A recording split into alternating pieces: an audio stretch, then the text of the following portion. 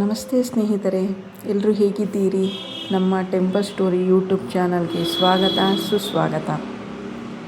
ನಾನಿವತ್ತು ಮಾತಾಡ್ತಾ ಇರೋದೇನಪ್ಪ ಅಂದರೆ ದೃಷ್ಟಿ, ಜನಗಳ ದೃಷ್ಟಿ. ಅದೇನು ಹೇಳ್ತಾರಲ್ಲ, ಮನುಷ್ಯನ ಕಣ್ಣಿಗೆ ಮರನೇ ಉರಿದೋಗುತ್ತೆ, ಕಲ್ಬಂಡೆನೇ ಸಿಡಿಯುತ್ತೆ ಅಂತ ಹೇಳ್ತಾರೆ.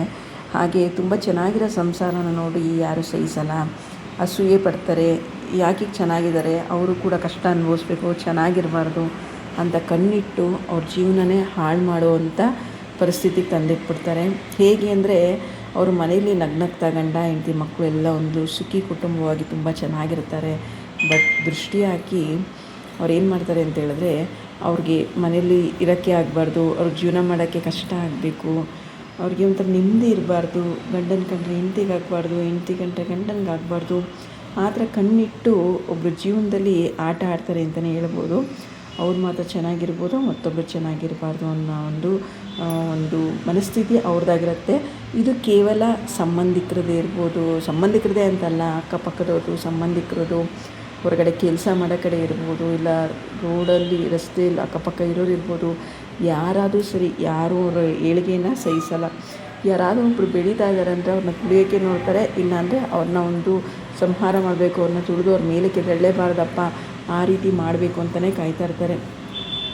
ಯಾಕೆ ಅಂದರೆ ದೇವ್ರ ಕಣ್ಣು ತಪ್ಪಿಸ್ಕೋಬೋದು, ಜನಗಳ ಕಣ್ಣಲ್ಲಿ ತಪ್ಪಿಸ್ಕೊಳ್ಳೋಕ್ಕಾಗೋದೇ ಇಲ್ಲ ಅಂತಾರೆ. ಇದು ಮಾತ್ರ 100ಕ್ಕೆ 100 ಸತ್ಯವಾದ ಮಾತಿರುತ್ತೆ. ದೇವರು ಆಶೀರ್ವಾದ ಮಾಡ್ತಾರೆ ಒಳ್ಳೆಯದಾಗಲಿ ಅಂತ. ಏನಾದರೂ ಗ್ರಹ ಗತಿಗಳು ಏನಾದ್ರು ಇದ್ದಿದ್ರಾಗ ಸ್ವಲ್ಪ ಸಮಸ್ಯೆಗಳಾಗ್ಬೋದು. ಅದು ಬಿಟ್ಟರೆ ಈ ಜನಗಳ ಕಣ್ಣಿಂದಲೇ ನಮ್ಮ ಜೀವನ ಅರ್ಧ ನಾಶ ಆಗುತ್ತೆ ಅಂತಲೇ ಹೇಳ್ಬೋದು. ಹಾಗಾಗಿ ನಾವು ಸ್ನೇಹಿತರಾಗಲಿ, ಸಂಬಂಧಿಕರಾಗಲಿ, ಪರಿಚಯ ಇಲ್ಲದವರಾಗಲಿ, ಕೆಲಸ ಮಾಡೋ ಕಡೆ ಆಗಲಿ, ಎಲ್ಲರ ಹತ್ರನೂ ಕೂಡ ಪ್ರತಿಯೊಬ್ಬರ ಹತ್ರನೂ ಕೂಡ ನಾವು ಎಚ್ಚರಿಕೆಯಿಂದ ಇರಬೇಕಾಗತ್ತೆ. ಎಷ್ಟು ಎಚ್ಚರಿಕೆಯಿಂದ ಇದ್ರೂ ಕೂಡ ಸಾಲದು. ನಾವೇನು ಕೂಡ ತೋರಿಸ್ಕೋಬಾರ್ದು, ನಾವು ಏನು ಕೆಲಸ ಮಾಡಿದ್ರು ಕೂಡ ಅವ್ರ ಹತ್ರ ಹೇಳ್ಕೋಬಾರ್ದು.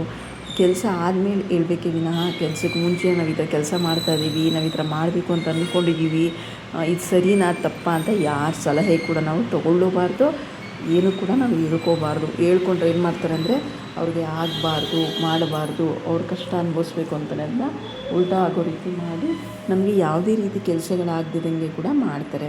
ನಾವು ಇದಕ್ಕೆ ಸಣ್ಣದಾಗಿ ಮನೆಯಲ್ಲೇ ಪರಿಹಾರ ಮಾಡ್ಕೋಬೋದು, ತುಂಬ ಸಣ್ಣದಾಗಿ ಚಿಟುಕಾಗಿ ಮಾಡ್ಕೋಬೋದು.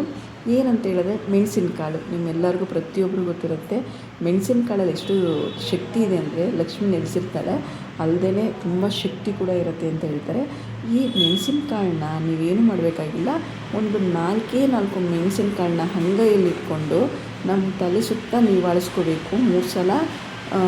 ಕ್ಲಾಕ್ ವೈಸು, ಆ್ಯಂಟಿ ಕ್ಲಾಕ್ ವೈಸು, ಅಂದರೆ ಎಡದಿಂದ ಬಲಕ್ಕೆ, ಬಲದಿಂದ ಎಡಕ್ಕೆ ಹಾಗೂ ಮೇಲಿಂದ ಕೆಳಕ್ಕೆ ನಾವು ನೀವಾಳಿಸಿ ಅದನ್ನು ನಮ್ಮದು ಬಚ್ಚಲ ಮನೆ ಇರುತ್ತಲ್ಲ, ವಾಶ್ರೂಮ್ ಇರುತ್ತಲ್ವ, ಸ್ನಾನದ ಮನೆ ಅಂತ ಹೇಳ್ತಾರೆ ನೋಡಿ, ಅಲ್ಲಿ ಬಿಟ್ಟು ನಾವು ಬಿಡಬೇಕಾದ್ರೆ ಕಾಲಭೈರವೇಶ್ವರ ನೀನೇ ನೋಡ್ಕೊಳ್ಳಪ್ಪ, ಕಾಲಭೈರವೇಶ್ವರ ನೀನೇ ನೋಡ್ಕೊಳ್ಳಪ್ಪ, ಕಾಲಭೈರವೇಶ್ವರ ನೀನೇ ನೋಡ್ಕೊಳ್ಳಪ್ಪ ಅಂತೇಳಿ ನಮ್ಗೆ ಯಾರು ಏನು ಮಾಡಿದ್ರು, ನಮ್ಮ ಮೇಲೆ ಕಣ್ಣಿಟ್ಟಿದ್ರು, ಆ ದೃಷ್ಟಿ ನಮ್ಮ ಮೇಲೆ ತಾಕಬಾರ್ದಪ್ಪ ಅಂತ ನಾವು ಕಾಲಭೈರವೇಶ್ವರನ ನೆನೆಸುತ್ತಾ ನಾವು ಅದನ್ನ 4 ಕಾಳುಮೆಣಸನ್ನ ಬಿಟ್ಟು ದೂರಾಗಿ ನೀರು ಹಾಕೋದ್ರಿಂದ ಆ ನೀರು ಹೇಗೆ ರಭಸವಾಗಿ ಹೋಗಿ ಅದು ಸೇರುತ್ತೋ ಬಚ್ಚಲೊಳಗೆ, ಅದೇ ರೀತಿ ನಮ್ಮ ಸಮಸ್ಯೆಗಳು ದೂರ ಆಗಿ ನಮ್ಮ ಕಣ್ಣು ದೃಷ್ಟಿ ಕೂಡ ಕಡಿಮೆ ಆಗುತ್ತೆ ಅಂತ ಹೇಳೋಕ್ಕೆ ಇಷ್ಟಪಡ್ತೀನಿ. ಈ ವಿಡಿಯೋ ನಮ್ಗೆ ಇಷ್ಟ ಆಗಿರುತ್ತೆ ಅಂದ್ಕೊಂಡಿರ್ತೀನಿ.